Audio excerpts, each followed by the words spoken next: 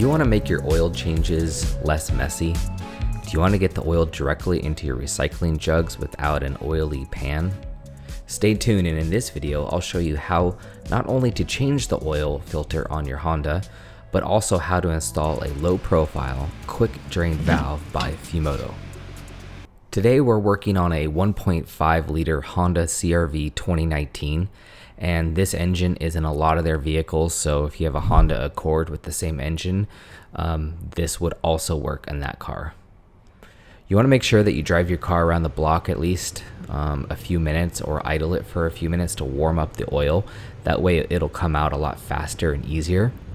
And then the next thing you want to do is pull it into your garage on a flat cement surface or on a driveway that's flat, and set your parking brake and put your keys away from the car so that no one can start the engine by accident. Using the metal frame of the car, you can lift it and put jack stands under the dedicated factory jack stand locations. Safety first here.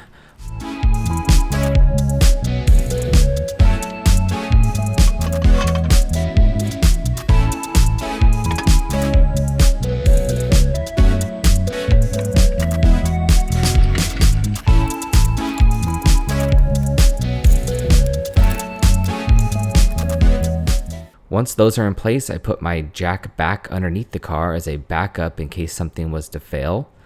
And I don't put a lot of pressure on it, but it's just ready to support the weight in case a jack stand failed. I also put a third jack stand as added protection. You can also use ramps and drive the front of the car up on the ramps, but either way, there's plenty of height underneath the CRV for easy access.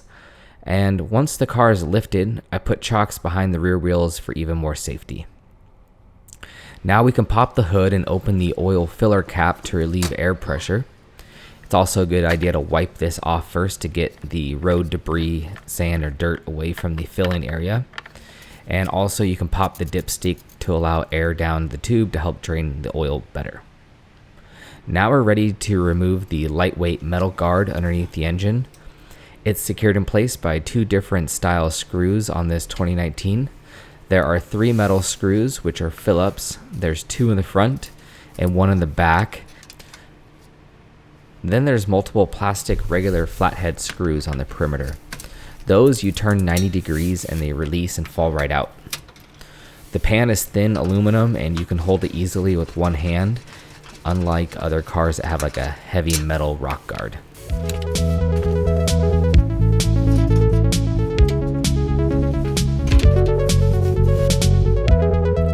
With the metal pan out of place, you can now see what you're going to be working with, which is this factory blue oil filter in the front of the engine. And if you trace your hand back on the same metal pan, there will be the words engine oil stamped next to the engine oil drain plug. That way you don't accidentally drain your transmission. The oil comes out extremely fast and far in this engine, so you need to be prepared for that.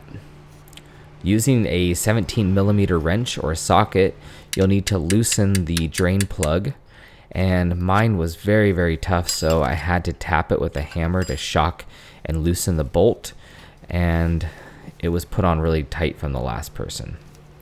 Now that the bolt is loose and ready to come out, I like to use a bucket, and I put the bucket up close to the engine, and I start spinning out that oil drain plug so that it will fall right into the bucket and the oil will go into the bucket versus guessing where it would fall if the bucket was on the ground.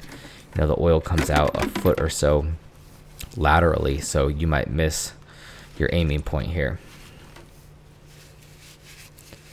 I also put cardboard underneath the car, and I put a waterproof tarp on top just to be safe in case something was to spill. Okay, it's going to take a minute or two for the oil to drain out, and then it'll turn into a slow drip that seems to endlessly continue. At this point, I was ready to move on with my day, so I started installing the new Fumoto quick drain valve. I'll put a link in the description below for this one. If you've not heard of these, they are wonderful. Lots of great reviews online, and people in the car forums really do like these. I've had one on my Jeep for at least 4 years, and it makes oil changes a breeze because you can hook up just a vinyl tube to the end of the nipple and then put the tube inside your container. Then you'll release this protective clip and slide the metal handle, and oil will flow right out down the tube into your jug, and you won't even spill a drop. And then you'll just close the valve. Now, the concern with these that some people will have is you don't want them hanging down underneath your metal oil pan, because if you were to drive over something, maybe like a debris on the freeway, and it bent this pan up and hit your oil valve hard enough, you could break it and cause a leak. So because of this reason, I actually decided to install it sideways, but that's where this new style drain valve comes into play. It just came out a little bit ago from Fumoto. It allows you to choose where you want the nipple to be located. So I located it at a 90-degree angle. It'll still drain fine, and it'll still clip into place with the vinyl tube. And this way, if the car was to drive over something, a large object, it would be more protected and away from that area. Okay, so once you get the drain valve in place where you want it, the instructions say that you should tighten it up another 1/8 to 1/4 turn after hand tight using your wrench, and it'll be 17 millimeters again. You don't want to over tighten this. It is soft brass metal. After installing, test it a few times and see if it releases the oil and stops the oil. Then if everything's good, clean it all off, and that way, if it was to drip, you could diagnose it because you knew it was clean when you put it in place. Okay, now let's move on to the oil filter. I'll put in the link in the description below for all the parts, oil tools that I used, including this oil filter removing tool, which was cheap and works perfect, except for it did stick to the filter and I had to pop it off with a screwdriver. So I might need to put a little oil on it so it won't stick to the filter next time. You want to crack the oil filter to allow some of the oil to begin draining, and then you'll crack a little bit further and more oil will come out. And then eventually you can unscrew it completely and dump the filter upside down into your bucket, and that'll drain out the remaining oil. I take the filter and I drop it into a gallon Ziploc bag to prevent any messes for the rest of the project. Okay, grab your new oil filter and apply a small amount of oil to the rubber O-ring and screw it into place hand tight, and do not over tighten any more than hand tight.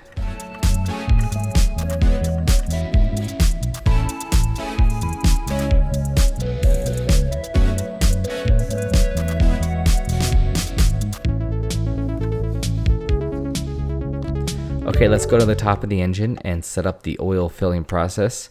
I struggled to find a funnel that fits this engine very well.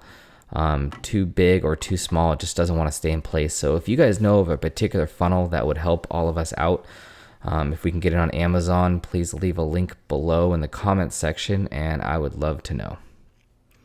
Okay, this 1.5 liter engine requires 3.7 quarts of full synthetic oil.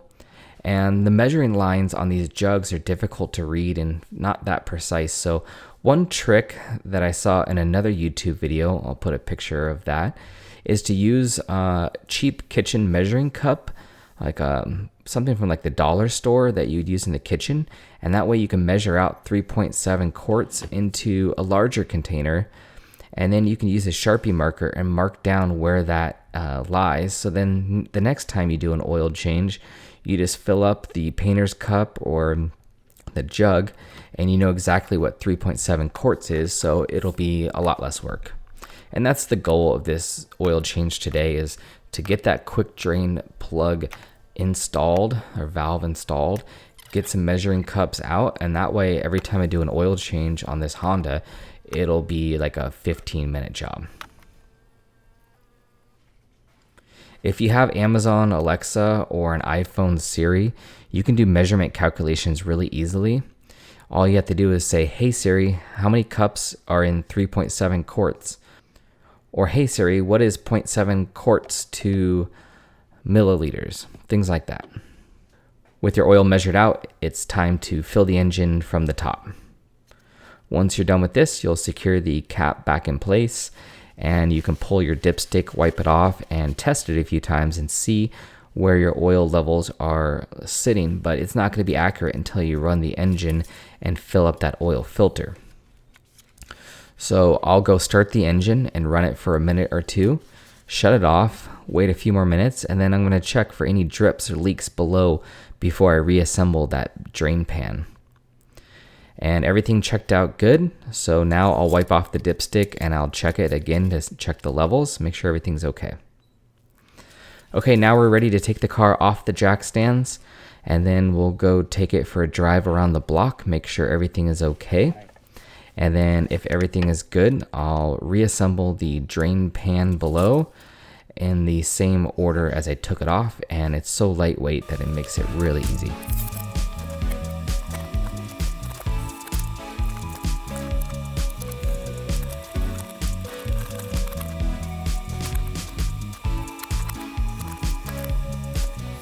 Okay, we're done with the oil change, but let's reset our maintenance computer here. So we'll press the home button on the top left, and on the right we'll hit settings. We're gonna go to vehicle, scroll down to the bottom, maintenance information. Here it would normally say something like oil life 0%, but I reset it the other day.